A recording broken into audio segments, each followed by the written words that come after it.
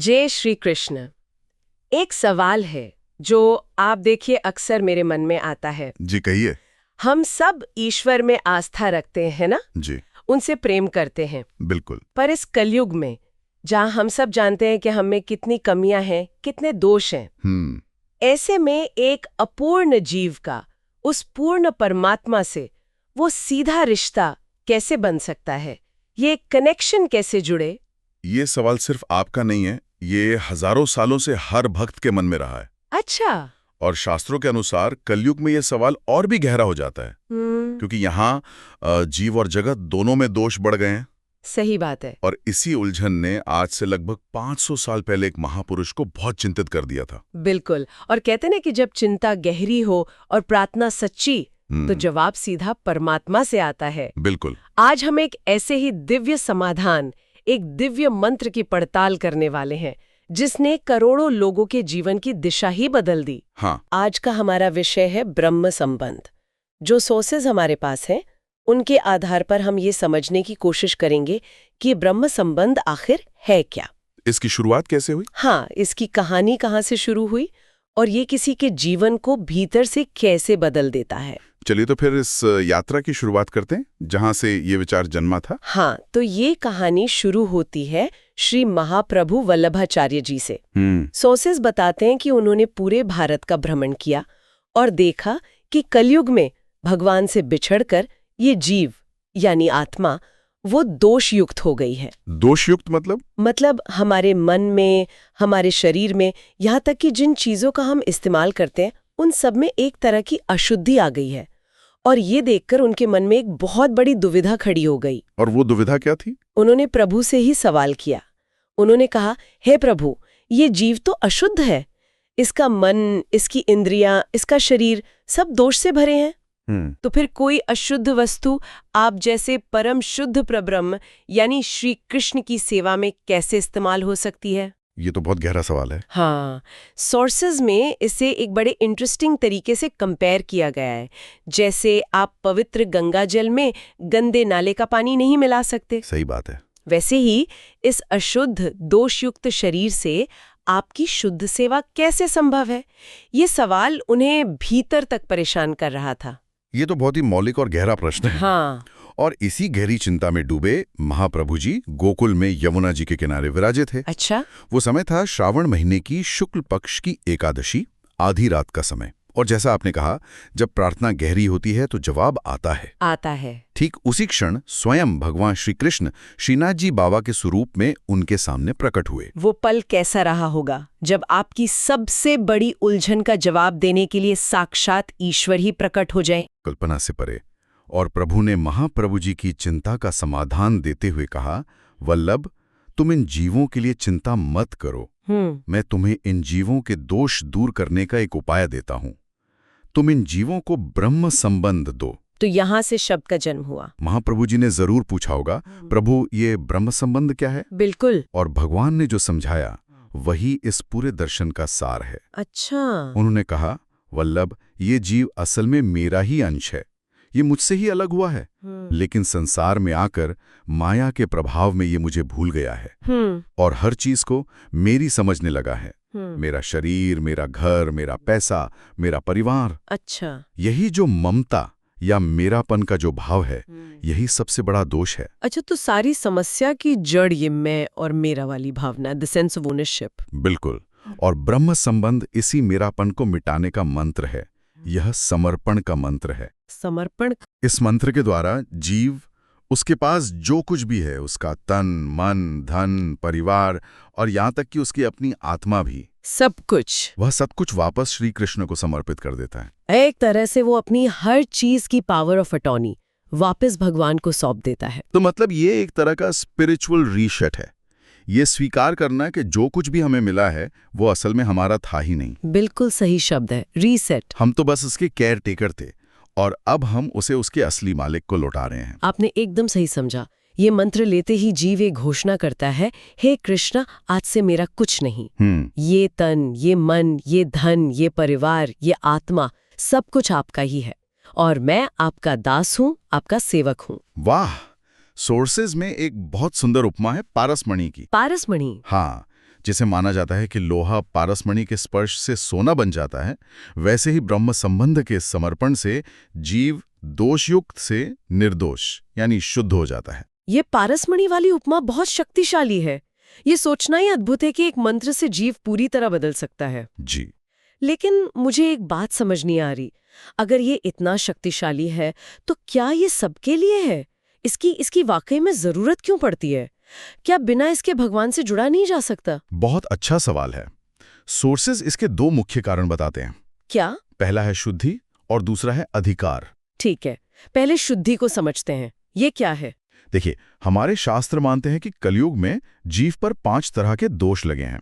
5 तरह के? हाँ, जैसे सहज दोष यानी वो कमियां जो हमारे स्वभाव में जन्म से ही हैं, जैसे गुस्सा, लालच। अच्छा, इनबिल्ट फ्लॉज? बिल्कुल। फिर है देश दोष, यानी जिस जगह और माहौल में हम रहते हैं उसकी अशुद्धियां हम पर असर डालती हैं। इसी तरह काल दोष और संग दोष भी हैं। ब्रह्म संबंध को एक अग्नि की तरह माना गया है, जिसमें समर्पण करते ही ये सारे सांसारिक दोष भस्म हो जाते हैं। आत्मा अपनी मूल शुद्ध अवस्था में लौट आती है। और दूसरा कारण आपने बताया अधिकार। ये अधिकार वाली बात थोड़ी एक्सक्लूसिव लगती है। क्या इसका मतलब है कि बिना ब्रह्म संबंध के कोई भगवान की सेवा कर ही नहीं सकता? क्या उसकी पूजा स्वीकार नहीं होती? इसे समझने के लिए पुष्टि मार्ग के मूल सिद्धांत को समझना होगा। ये मार्ग सेवा का मार्ग है। सेवा का मार्ग? हाँ, यहाँ भक्त भगवान से कुछ मांगता नहीं, बल्कि एक माँ की तरह अपने बालक की सेवा करता है। अच्छा। और सेवा का पहला नियम है शुद्धता। जैसे आप अपने बच्चे के लिए खाना बनाने से पहले हाथ धोते हैं, साफ बर्तन लेते हैं। जी बिल्कुल। वैसे ही परम शुद्ध परमात्मा की सेवा के लिए मन, तन और हर वस्तु का शुद्ध होना जरूरी है। तो ब्रह्म संबंध के बाद आपको सेवा का अधिकार मिलता है, एलिजिबिलिटी मिलती है। अच्छा, तो ये एक तरह की क्वालिफिकेशन है। मतलब ब्रह्म संबंध वो दिव्य चाबी है जो आपको प्रभु की सेवा घर में प्रवेश करने का अधिकार देती है। बिल्कुल। इसके बिना आप बाहर से प्रार्थना कर सकते हैं, भक्ति कर सकते हैं, लेकिन घर के अंदर आके उनकी व्यक्तिगत सेवा करने के अधिकारी नहीं बनते। एकदम सही। इसके बाद ही एक वैष्णव श्री कृष्ण को भोग धरना, उनका श्रृंगार करना, उन्हें सुलाना, जगाना, ये सब सेवा कर सकता है। अच्छा। क्योंकि अब वो जीव और उसकी हर वस्तु प्रभु की अपनी है और उनकी सेवा के योग्य बन चुकी है। तो ये कोई सामान्य दीक्षा या रस्म नहीं है। ये तो जीवन को देखने का नजरिया ही बदल देता है। बिल्कुल। सोर्सेज में एक बहुत बुनियादी बदलाव का जिक्र है कि ब्रह्म संबंध के बाद जीवन भोग से प्रसाद में बदल जाता है। ये सुनने में बहुत सिंपल लगता है, पर इसका गहरा मतलब क्या है? इसका मतलब बहुत गहरा है। ब्रह्म संबंध से पहले हम दुनिया की चीजें अपने सुख के लिए इस्तेमाल करते हैं। हाँ, भूख लगी, खाना खा लिया। बिल्कुल, ये भोग है। लेकिन ब्रह्म संबंध के बाद चेतना बदल जाती है। अब वैष्णव हर चीज पहले प्रभु को अर्पण करता है। हर चीज? हर चीज। खाना बनेगा तो पहले ठाकुर जी को भोग धराया जाएगा। जब प्रभु उसे स्वीकार कर लेते हैं, तब वो भोजन महाप्रसाद बन जाता है। अब वैष्णव उसे भगवान की कृपा समझकर ग्रहण करता है। अच्छा। पानी भी पिएगा तो पहले अर्पण करके जल प्रसाद के रूप मिलेगा। मतलब हर एक्शन में भगवान को शामिल कर लेना, इससे तो हर पल उनकी याद बनी रहती होगी। निश्चित रूप से। और इसी एक बदलाव से जीवन में 4 और बड़े बदलाव आते हैं। अच्छा। पहला और सबसे बड़ा है मालिक से सेवक बनने का भाव। ये सुनने में तो बहुत लिबरेटिंग लगता है, मैं मालिक नहीं सिर्फ ट्रस्टी हूँ। लेकिन प्रैक्टिकल लाइफ में ये कैसे काम करता है? आज की दुनिया में जहाँ EMI, डेडलाइंस, बिजनेस टारगेट्स का प्रेशर है, क्या ये भाव एक और प्रेशर ऐड नहीं करता कि कहीं मैं भगवान के पैसे का गलत इस्तेमाल तो नहीं कर रहा? ये बहुत व्यवहारिक सवाल है। देखिए, इसका उद्देश्य आध्यात्मिक चिंता बढ़ाना नहीं, बल्कि सांसारिक अहंकार और तनाव को कम करना है। कैसे? ब्रह्म संबंध से पहले व्यक्ति कहता है, ये मेरा घर है, मेरी गाड़ी है, मेरा बिजनेस है, और इसी मेरे के साथ जुड़ा होता है डर, चिंता और अहंकार। सही बात है। लेकिन ब्रह्म संबंध के बाद दृष्टिकोण बदलता है। ये सब ठाकुर जी का है, उन्होंने मुझे ये सब उनकी सेवा के लिए सौंपा है। मैं तो केवल उनका मैनेजर या ट्रस्टी हूँ। इससे होता यह है कि सफलता का अहंकार सिर पर नहीं चढ़ता और विफलता का डर दिल में नहीं बैठता। आप अपना काम पूरी ईमानदारी से करते, लेकिन परिणाम की चिंता से मुक्त हो जाते हैं। ये तो बहुत बड़ा मेंटल शिफ्ट है। मतलब आप काम तो दुनिया का कर रहे हैं, लेकिन आपकी कॉन्शियसनेस डिवाइन है। बिल्कुल। ठीक है, मालिक से सेवक वाली बात समझ आई। अब दूसरा बदलाव, भोग से प्रसाद, इस पर वापस आते हैं। जी, एक बिजी प्रोफेशनल जो सुबह 9 बजे ऑफिस भाग रहा है, वो ये सब कैसे मैनेज करेगा? ये लाइफस्टाइल में कितना प्रैक्टिकल है? देखिए, पुष्टि मार्ग गृहस्थों का मार्ग है। इसे घर परिवार छोड़ने के लिए नहीं बनाया गया। अच्छा। बात बाहरी क्रिया से ज्यादा भीतरी भाव की है। हाँ। हो सकता है कोई वैष्णव बहुत व्यस्त हो और रोज 56 भोग ना बना पाए। हाँ, ये तो मुमकिन ही नहीं है। लेकिन वो जो भी सादा भोजन बनाए, उसे बनाने के दौरान भगवान का स्मरण करे और परोसने से पहले मन से ही प्रभु को अर्पण कर दे, तो वो भी प्रसाद बन जाता है। अच्छा। एक गिलास पानी भी अगर प्रभु को याद करके उन्हें अर्पण करके पिया जाए, तो वो भोग नहीं रहता। ये चेतना का खेल है, कर्मकांड का नहीं। अच्छा, तो फोकस इंटेंशन पर है, रिचुअल पर नहीं। इससे जुड़ा तीसरा बदलाव क्या है? जब आपका मालिक बदल गया और आपका कंजम्पशन प्रसाद बन गया, तो जाहिर है कि आपके जीवन का लक्ष्य भी बदल जाएगा। हाँ, बिल्कुल। तीसरा बदलाव है जीवन के लक्ष्य में बदलाव। ब्रह्म संबंध से पहले जीवन का लक्ष्य होता है पैसा कमाना, सफल होना, सुखी रहना। लेकिन अब क्या? अब जीवन का सिर्फ एक ही लक्ष्य रह जाता है, प्रभु की सेवा और प्रभु की प्रसन्नता। वैष्णव जो भी करता है, चाहे नौकरी करे या व्यापार, उसके पीछे का उद्देश्य ये होता है कि इससे जो भी साधन मिलेंगे वो प्रभु की सेवा में लगेंगे। तो मतलब वर्ल्डली सक्सेस को नकारा नहीं गया, बल्कि उसे रीपर्पस कर दिया गया है। हाँ, उसे प्रभु की सेवा का एक साधन बना दिया गया है। एकदम सही। और इसी से चौथा बदलाव आता है। क्या?